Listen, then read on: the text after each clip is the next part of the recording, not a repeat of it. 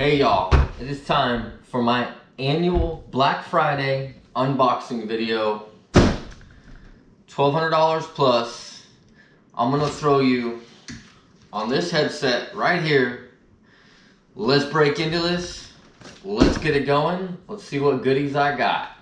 All right, let's get into this. First up, $176.42. So for those of you that aren't familiar with my unboxing videos, every year around Black Friday, I restock on everything that I would that I use throughout the year, and pick up some new tactics or some new baits that I haven't been overly familiar with. First box, this is the Tackle Clinker, and basically this is a wake bait, but it's kind of a frog thing. Kind of got into some different tackles this year, but this is a clinker. There should be, oh there it is, a white one also. So this is just supposed to basically be a wake bait. Have not had this on the water yet, but I was interested in it, so I figured I'd pick it up. Next up is the KVD deep diving jerkbait, the 300D. Heard a lot of good things about this recently. It has better hooks in it than like a mega bass. So that's really what I was kind of looking for, is something I could lean on a little bit bigger bass in around like docks and stuff like that. With those mega bass, you're kind of left with what they're at. The hooks are amazing, but that I want something a little thicker, something I can push against. These are call clips so that I can stop punching holes in fish's mouths. And these are the best ones that I've done the research on. They're just the clipping calls. Next up is a Spike It marker in red. I already have the chartreuse one, just wanted to pick up the red one in case I want to put a red accent on something. This is a line spooler with the suction cup, because putting line on by yourself is not very fun. So this will make it so I don't need anybody's help, hopefully. I don't know, I haven't tried that. This right here is a small ice jig. These small ice jigs are really good for underneath. There's an even smaller one. These are really good for underneath schools of small bait. You do have to back your drag off though. These are light hooks as far as these end pieces here. This regular hook is fine. It's just these ones you have to worry about, so you just back off for those. Have really good success with these. I had not tried the smaller size. I don't know how much time I'll have on that, but we'll see. Next up, I have a bunch of different blades that I ordered in different sizes in both the gold and the nickel. The point of this is to be able to change underspins and be able to change A-rig blades if I need to. If I have a little bit different color water, I want to switch to that gold, I could just quickly change the blades. I don't need to retie anything. The A-rig I've been throwing recently, dumb luck, has had half gold, half silver. It's a Delta thing that I tried that didn't work, but it's been working on Berryessa. Does the blade really matter? I don't know. Makes me feel better though, right? Moving on from that, I think there's still more blades in here. Oh, that's even tinier. Ooh, those are munchkins. That's, yeah, I probably won't be using those, but I have them now. This is a rebuild kit, or a rearm kit for the inflatable life jackets. My co-angler at Berryessa accidentally pulled the cord on his life jacket. That short will be coming out soon. Of it pulling him on himself. So I get to figure out how to do that. This is just an open Plano box, no dividers. And the point of this is for my Defiant 210s. That Defiant 210s, I don't really have a good place to keep them, and they fit, if I take the foam out, they fit exactly this way. So I'd be able to stack them in there, and they'll be in the original foam to hold their original casing or shape. So that's what that is. Next box is a big box. I started doing the Black Friday stuff because I buy this stuff year round, and Black Friday is 20% off. So why not have 20% off of the stuff that you're already buying? So just annually I buy my restock stuff. And this one looks to be a ton of Kitex and a new shirt, new color. Haven't seen it. Kind of thought there should be a shirt in the last one, but this whole box is threadfin shad in the 2.8, in the 3.3. I can't even find it right now, but it's somewhere in here. It's 2.8, 3.3, 3.8, 4.3. This entire thing is just Kitech in the threadfin shad.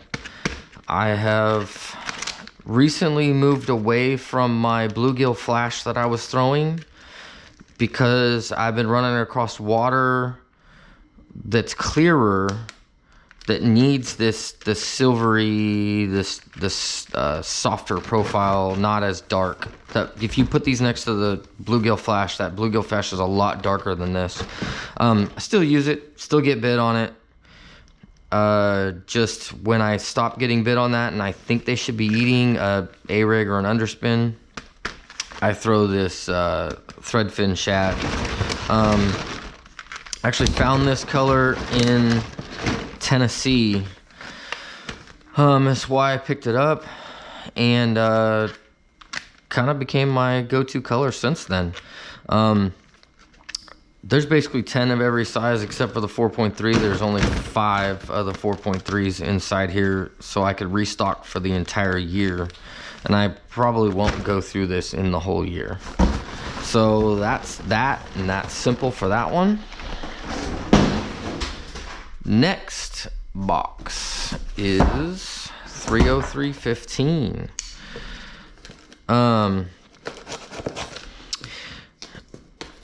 The best part about doing this when you restock all your stuff is that the next time that you run out of something, when you're out on a Saturday, you simply go home, grab it out of your stock, put it in your boat to refill your boat, and you don't have to mess with getting off the water before a certain time or anything like that. This box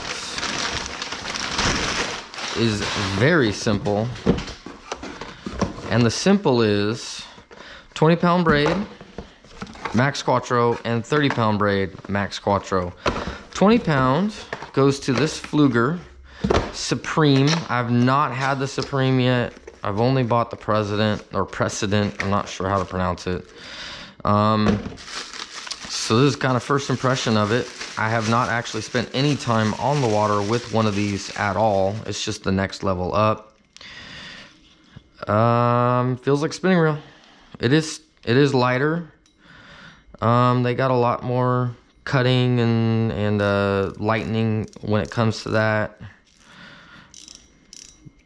Drag feels smooth. I don't know. $100 reel.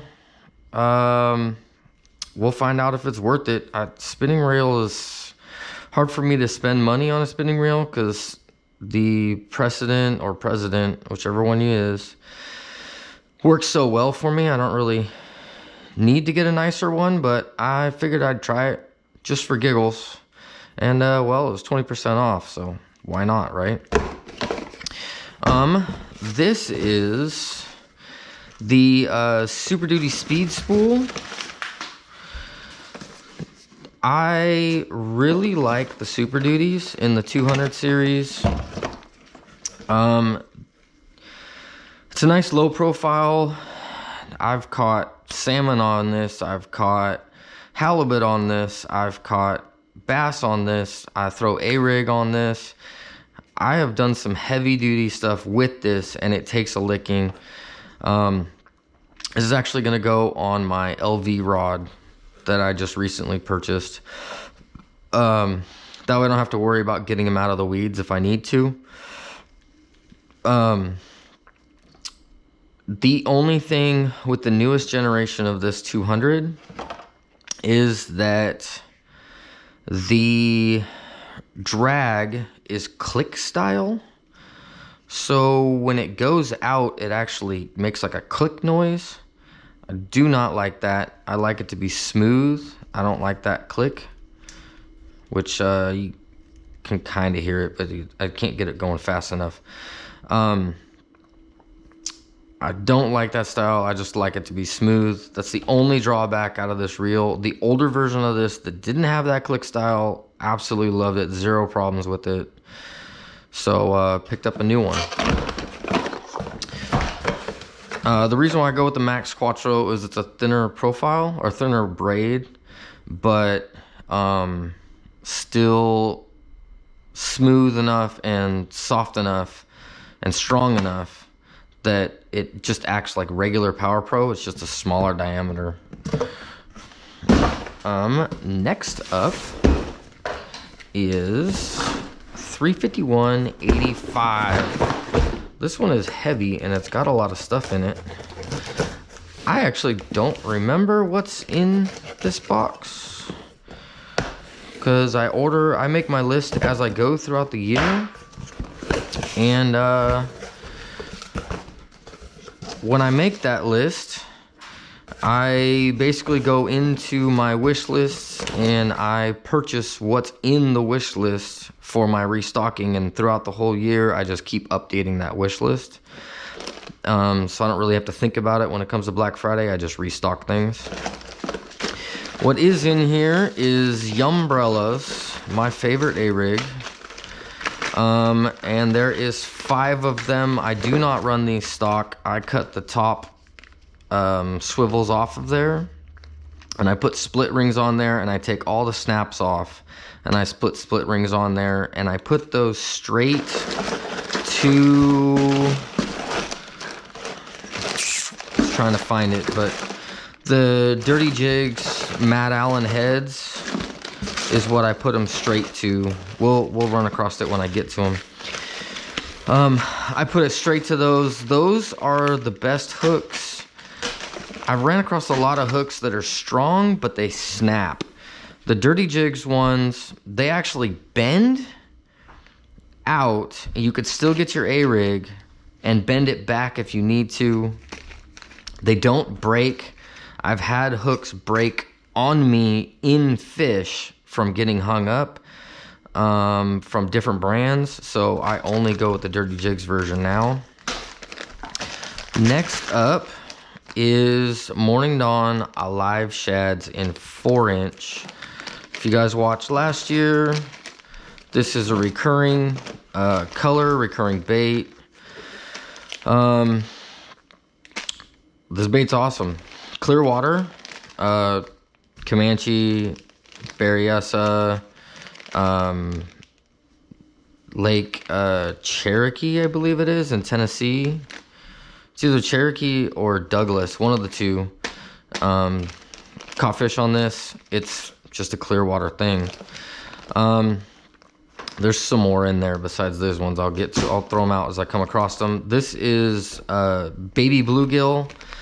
I actually like to take the chartreuse, like that chartreuse, that red pen. I take that chartreuse pen and I put tips on both of these when I need that little extra draw, and that tail dances fairly well. It's subtle, but it still dances if you give it a little shake.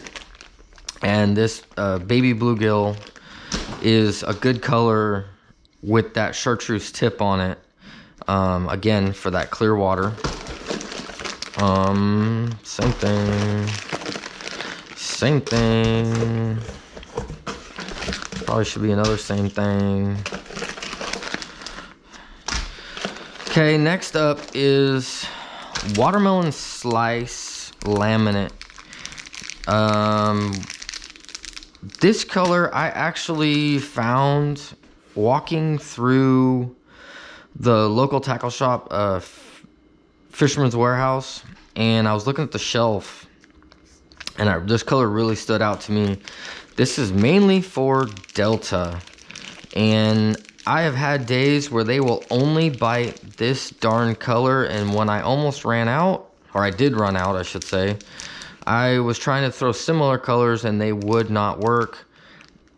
If you know me, you know I'm not much of a color person. I think that just tones is really what matters. But I definitely had a day where this made a big difference. I think it just has that belly is just that brighter color to it, was enough of it. So there's that. More alive shads, more alive shads, more alive shads. Another Cinco, more alive shads. I think there's like 10 of each color, maybe more. I went through those pretty good this year. All right, next up, swivels. I bought swivels in different areas. Not all flutter spoons come with swivels. Not all duh spoons, or none of the duh spoons come with swivels. So I needed to add those to that.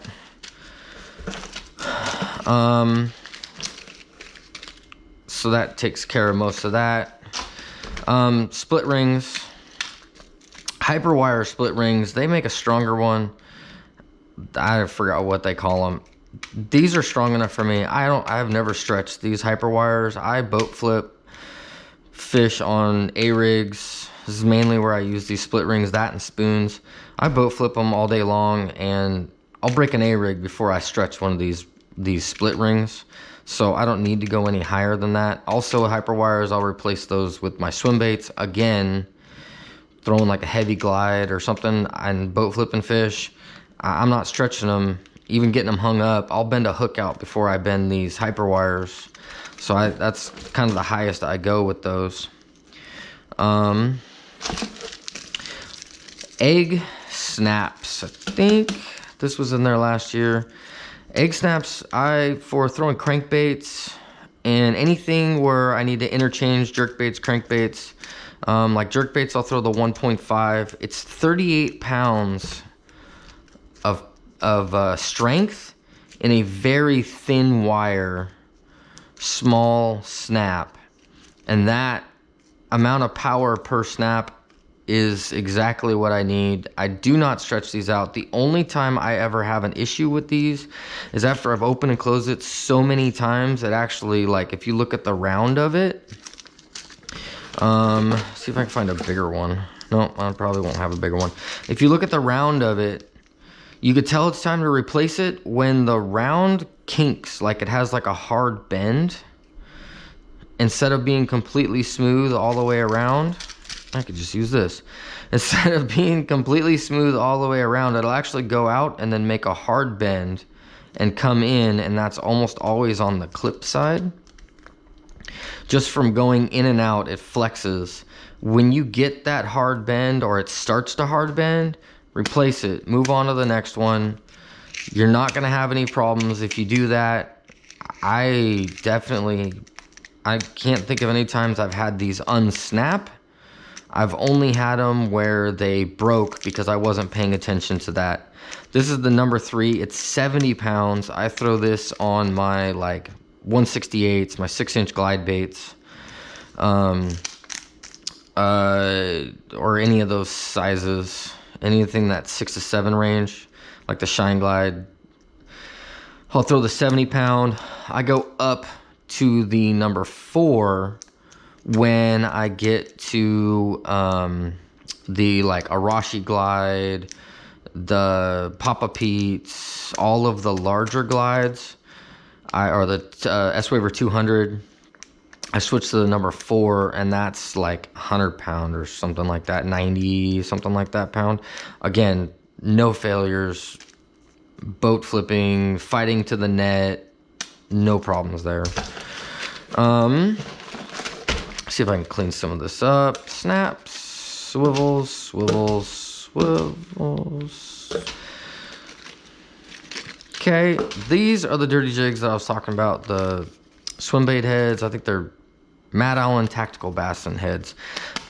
The strong ones, not the finesse ones, the actual full ones. For my A-rigs, I only throw the 1/8 ounce for my A-rigs.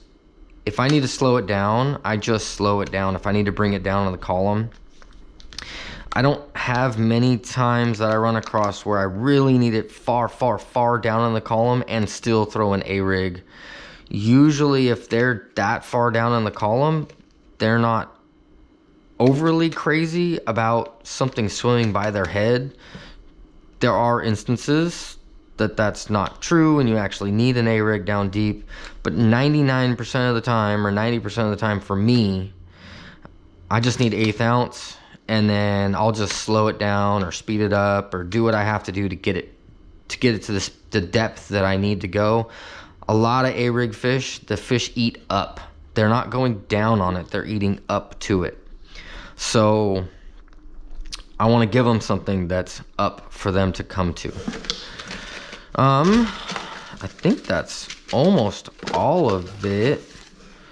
I think the only thing left is drop shot weights at 1/4 ounce. I drop shot with 1/4 ounce most of the time on my Dobbins Fury 702 drop shot rod. I use 1/4 ounce because that rod is a little bit stiffer. This 1/4 ounce, you could feel a lot better on that rod. I used to use 16th a lot, but I've just recently kind of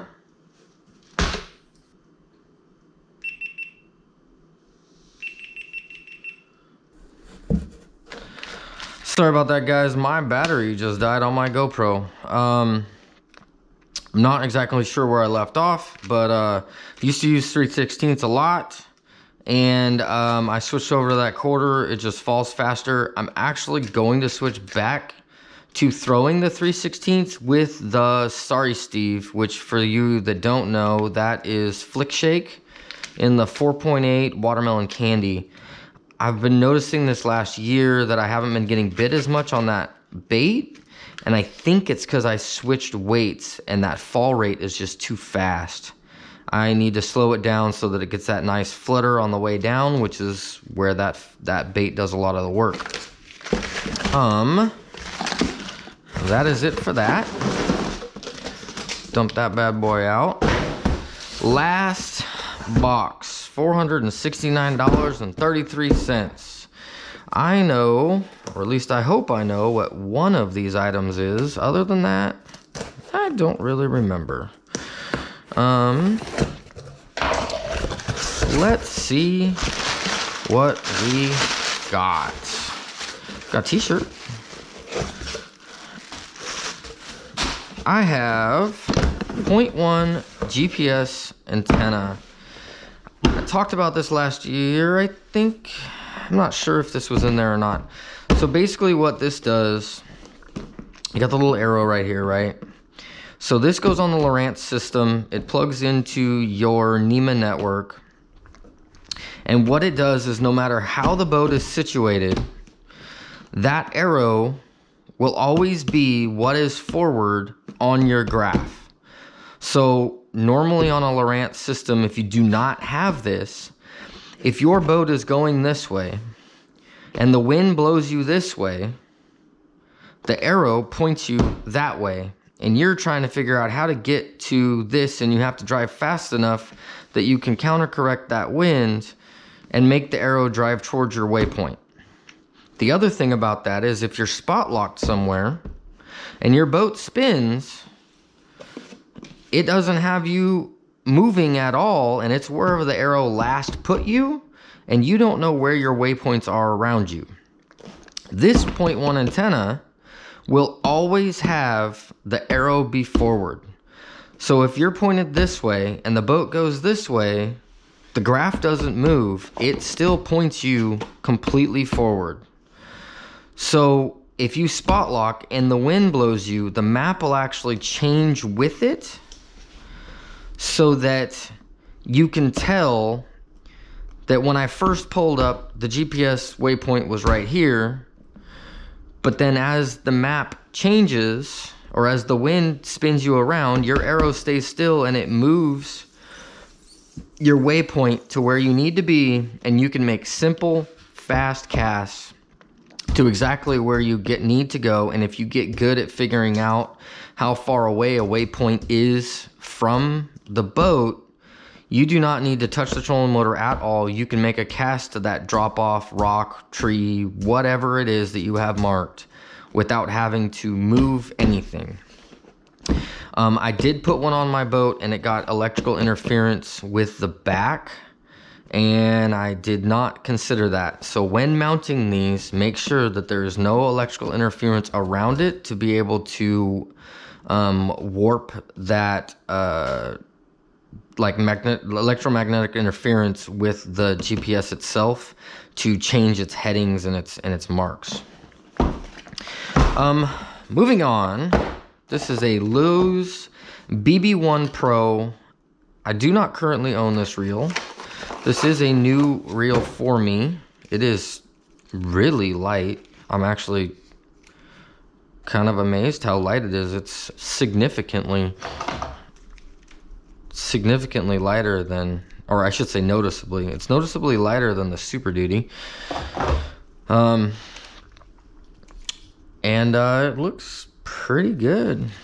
It spins pretty good. I haven't played with the BB1 Pro. This is, I usually buy reels in that 200 price range.